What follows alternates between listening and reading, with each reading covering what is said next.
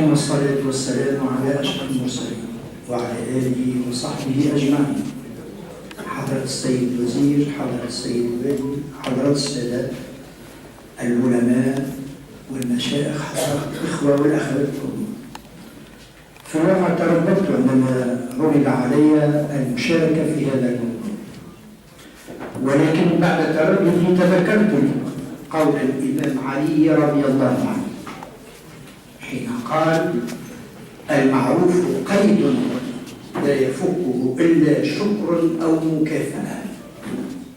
وقد فعل معي الشيخ رحمه الله الكثير حتى قيدني، فرأيت لزاما علي أن أساهم لأقول الله المستعان.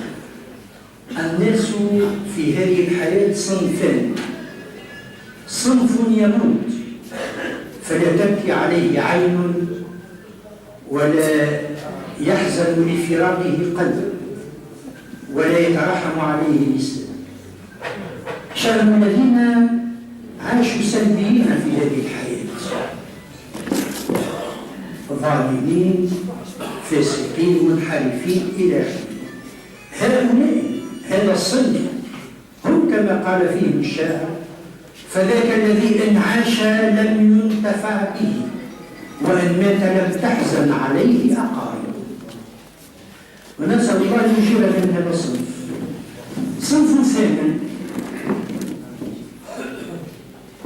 يموت والقلوب عليه وجهه والأعين باكية والأنس والألسن ذاكرة شاكرة داعية بالخير والرحمة، وهم الذين لم تنقطع أعمالهم بل هي متواصلة للحديث النبوي الذي يرويه مسلم عن أبي هريرة رضي الله عنه، نعرفه جميعا: إذا مات ابن آدم قطع عمله إلا من ثلاث: علم ينتفع به، إلا من ثلاث: علم ينتفع به، ولد صالح يدعو له، أو صدقة جارية. هذه توفرت في الشيخ رحمه الله. أما العلم فهو ثابت، بثه في صدورنا سواء في الجامع من خلال الخطب والدروس، سواء من الكتب التي تركها والمقالات، ولبعض المقالات التي لم تنشر وبخطه، وأحتفظ بها لنفسي، ولكن بعد انتخاب الجمعية القادمة سأسلمها للجمعية. ترك إذن الصدقة الجارية، وهي هذه الدار، دار القرآن، الذي هو أول من دعا إلى تأسيسها، وترك من الذرية من يدعو له من الذرية الصالحة. ولنا نموذج في ذلك، مثلا ابنه الدكتور عبد الرحيم،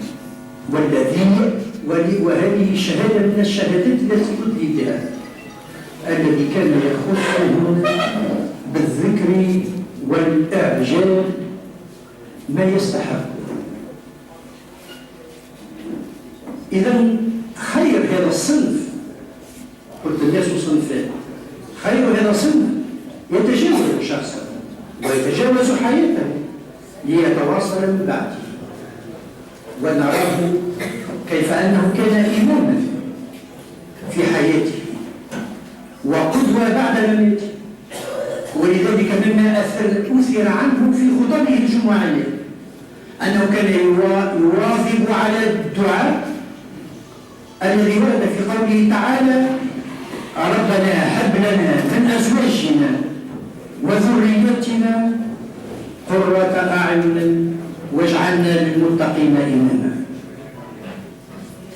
فلعل الله استجاب له، فمات قرير العين بمن ترك من الأبناء وبإمامته، كما يستجيب الله تعالى للمتقين لعباده المتقين حين قال: وجعلناهم أئمة يهدون بأمرنا وأوحينا إليهم فعل الخيرات وإقام الصلاة وإيتاء الزكاة، وكانوا لنا عابدين. ولعل الله يكتب له ما قدم في حياته وبعد موته، يكتبه له ذلك، لأن الله تعالى قال إن نحن نحيي الموتى ونكتب ما قدموا وآثارهم، ما قدم في حياته من عمل وما ترك من آثار. الشيخ رحمه الله كنت أود أن أتحدث عن بعض مراحل حياته، ولكن ورد في هذا الكتيب الذي جمعته الجمعية مشهورة ما يغني عن ذلك، ولكن ربما أضيف بعض الأشياء التي كان يخصني بها، لأنني كنت كما قال هو رحمه الله. ذات مرة توفي أحد مشايخ تونس، مشايخ الزيتونة، وهو المرحوم الشيخ أحمد شلبي، فلم يحضر الجنازة ولكنه دعي لحضور الأربعينية فلم يحضر، وكلفني بأن أقرأ قصيدة من عندي بخط يده، ووهبت وقرأت القصيدة. قال في الأثناء: أنت تلوحني في كل شيء، فاذهب واقرأ هذه القصيدة في هذه الأربعين. حفظ الشيخ رحمه الله القرآن وهو ابن نحو 15 سنة على يد المرحوم المؤدب الفاضل الشيخ علي بن غانم. حفظ ما كان يسمى عندنا في القيروان وفي تونس القلم الأول، على أن يتم القلم الثاني فإذا به يتحول إلى العاصمة للدراسة في جامعة الزيتونة. أكمل هناك القلم الثاني سنة 32، وأحرز من جامعة الزيتونة كما هو ما ورد في هذه الوثيقة على العديد من الشهادات، على الأهلية والتحصيل في القراءات، التحصيل في العلوم، ثم العلمية في القراءات، ثم الآداب العربية، ثم الإجازة في للتدريس بالزيتون. تحول بعدها للتدريس بالفرع الزيتوني بالقيروان سنة 52، وهناك من حضر في هذه السنة ودرس عليه الشيخ. ثم مديرا للفرع بعد الشيخ مسلم عبد الغفور رحمه الله. وفي ظروف أخرى تحول للتدريس بسوسة، ثم عاد إلى القيروان ليباشر التدريس مع ترشيح المعلمين، ثم التفقد سنة 68. الخطابة، وما أدرك ما الخطابة. كان الشيخ رحمه الله ابن 20 سنة، هذا ذكر هديم مشافهة، وكان يصلي الجمعة في الجامع المجاور للمدرسة التي يقيم بها. المدارس عبارة عن مبيتات يقيم فيها طلبة الآفاق كانوا يسمون، يعني الطلبة الذين يدرسون بجامعة الزيتونة من داخل الجمهورية. بجانب المدرسة التي يقيم بها كان هناك جامع، وكان المرحوم يقرأ القرآن على الكرسي الموجود في الجامع كل يوم جمعة. فشرع في قراءة كتاب الله، وقال انتظار إمام الجمعة ولم يأتي الإمام، فأقبل عليه إمام الخمس وطلب منه أن يؤم الناس، أن يخطب، أن يصعد المنبر وهو في 20 من عمره، ولم يعد تلك الخطبة. قال: لم أتردد، وصعدت المنبر وأنا أفكر في موضوع الخطبة. ومن حسن الحظ أن الأذان 3 مرات، الأذان التلفزة يقولوا نرفع صلاة الأذان والمذنين. صعد المنبر واستغل فترة الأذان 3 مرات وأعد الخطبة وخطب، وفي الأثناء دخل الإمام بعد أن حصر في الحمام العمومي في تونس، ودخل الإمام وأبقاه وأكمل خطبته وشكره ودعا له ورغب وطلب منه أن يخطب الجمعة القادمة، وخطبه كان مدة انطلاق. إذا سمي خطيبا إماما خطيبا في جامع عقبة، لكن سمي إماما خطيبا ثانيا لأن الإمام الأول في ذلك الوقت هو المرحوم الشيخ الطاهر الصداد. فكان الشيخ طاهر صدام هو الإمام الأول والشيخ عبد الرحمن هو الإمام الثاني. سنة 55 عين إماما ثانيا، لكن انقطع ذلك في الستينات أثناء المحنة التي أشار إليه السيد الوزير، ونقل إلى سوسة بعد أن ابتلي بما ابتلي به الأئمة، أئمة المذاهب يعني وغيره من صلحاء الأمة. تحول إلى سوسة وظل هناك، وأدخل على الجامع إصلاحات طالت سنوات، وأغلق الجامع وأوقف العمل بالخطبة والإمام والصلاة. ثم يسر الله أن أعيد فتح الجامع، وأعيد تعيين الشيخ عبد الرحمن خليف إماما خطيبا فقط، إماما خطيبا في جامع القيروان في 5 جويلية سنة 75 بعد وفاة الشيخ طاهر صدام رحمه الله،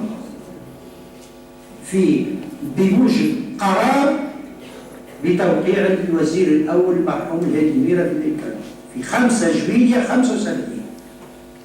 وظل هكذا إلى أن أثبت في خطته كإمام أول بعد أن اقترحني كإمام ثالث في جامع عقبة، وذلك في سنة 89.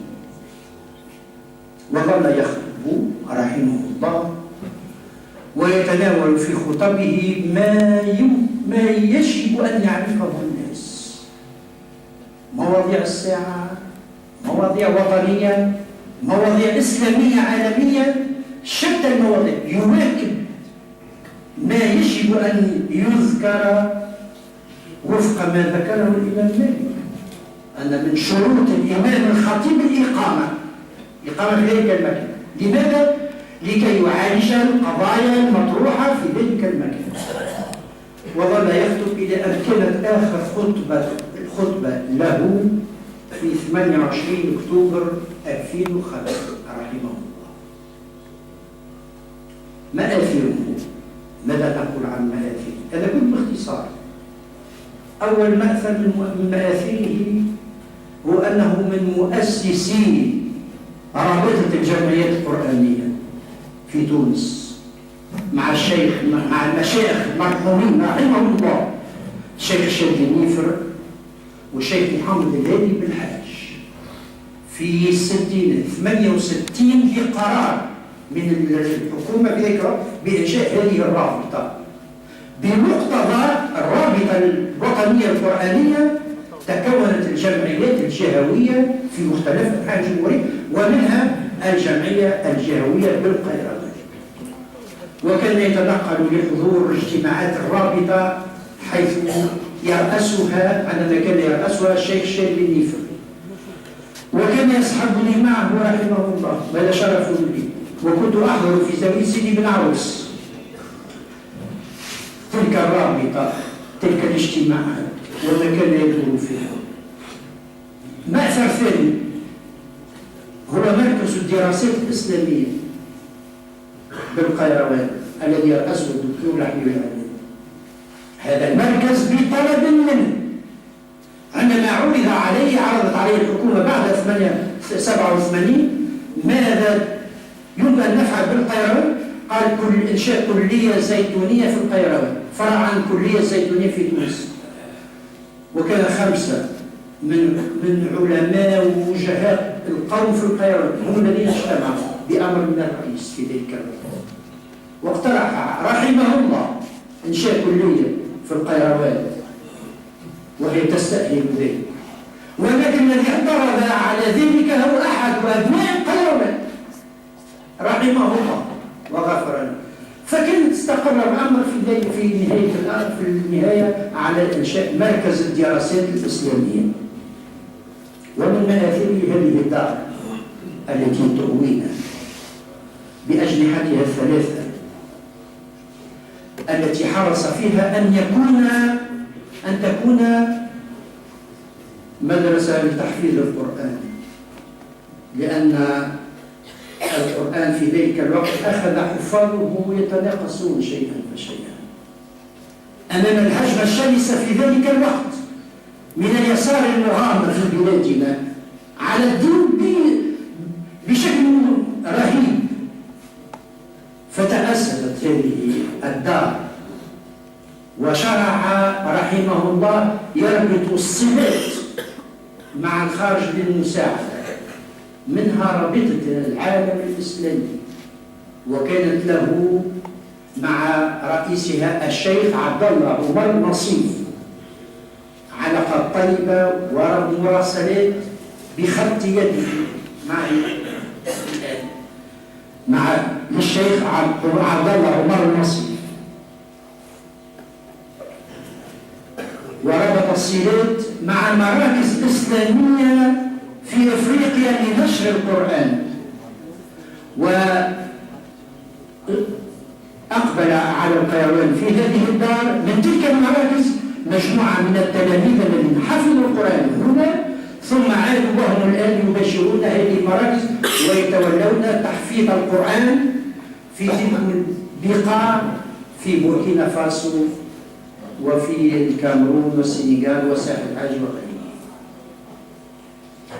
وكانت له علاقة بالمركز الإسلامي في بلجيكا مع الأستاذ الشيخ محسن العلمي، وكان يتحول إلى بروكسل لإلقاء محاضرات في الفقه وأصوله هناك.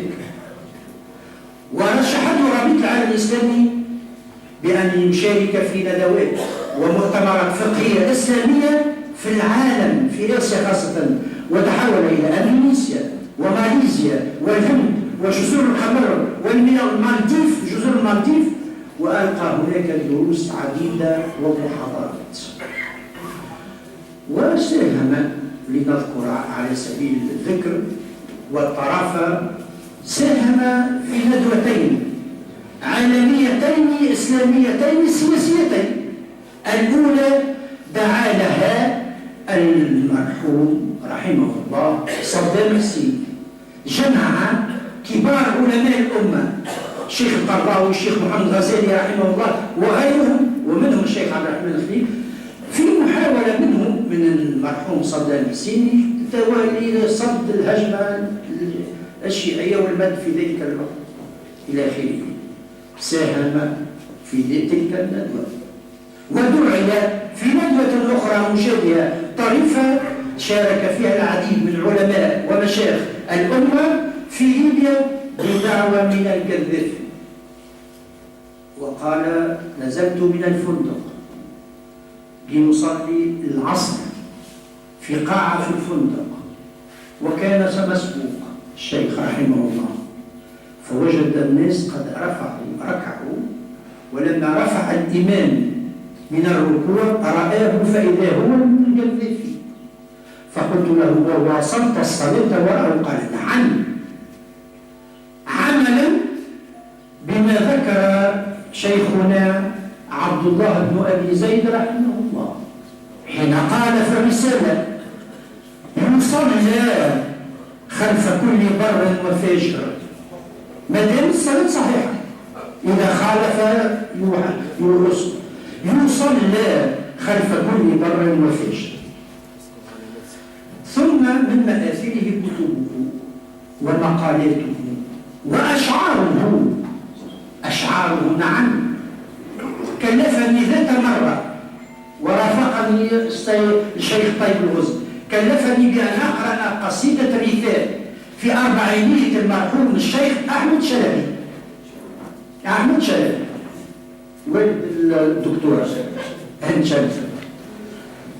فأعطاني القصيدة وقال: اقرأها أمامي قبل بروفة، يعني حب البروفة، وقرأ. ثم تحولنا إلى سيدي بن عروس حيث أقيمت الأربعين. إذا يسمح الوقت أقرأ جزء من ظهر الأبيض من القصيدة بخط يدي.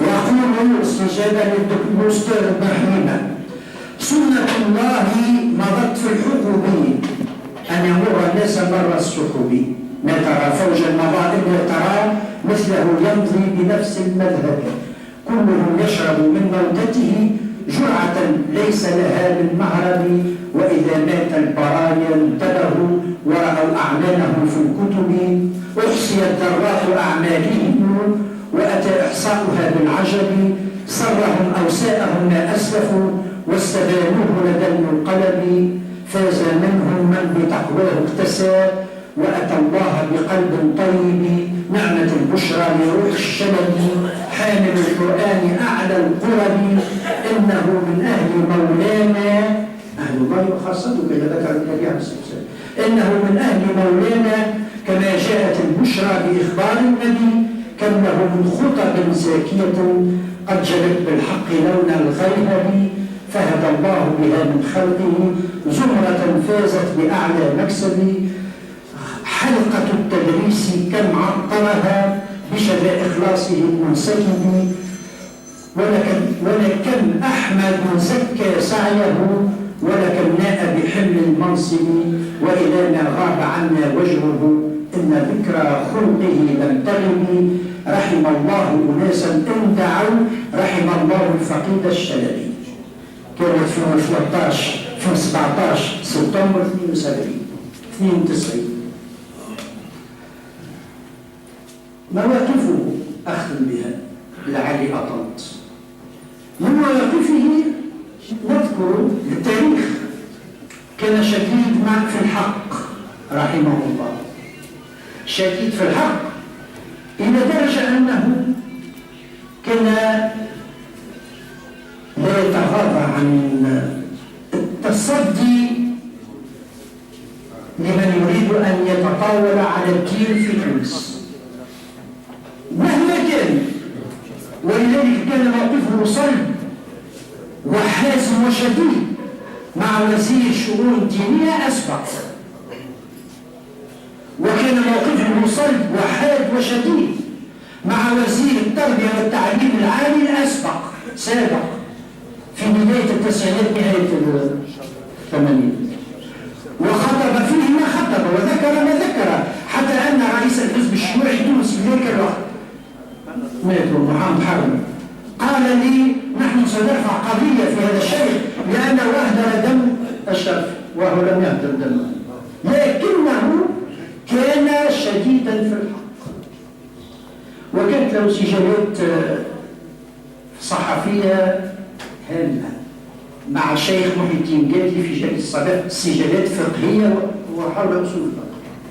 ثم نختم، الشيخ رحمه الله كان يواكب الأحداث، لعلكم تتعجبون أن الشبيبة الرياضية القيروانية كان هو الذي اختار لها اللون، وكان هو الذي يجتمع في سنة 42 كان شاب، وهو الذي اختار لها الاسم الشبيبة الإسلامية القيروانية، ثم حولت إلى الشبيبة الرياضية القيروانية. كان رحمه الله لطيف وكان يداعم، وكان في خطبه ودروسه يجمع لما ذكر الجاحظ عندما قال في مقدمة كتاب الحيوان، فهو يعني قارئ الكتاب، فهو أبدا مستفيد ومستطرف، يعني يستفيد مما سيقرأ ويجد الطرف مما يجد في هذا الكتاب. كانت خطب ودروس الشيخ رحمه الله المستمع إليها مستفيد ومستطرف، ولعلني في هذه الكلمة لم أفض ولم أطرف، والسلام عليكم.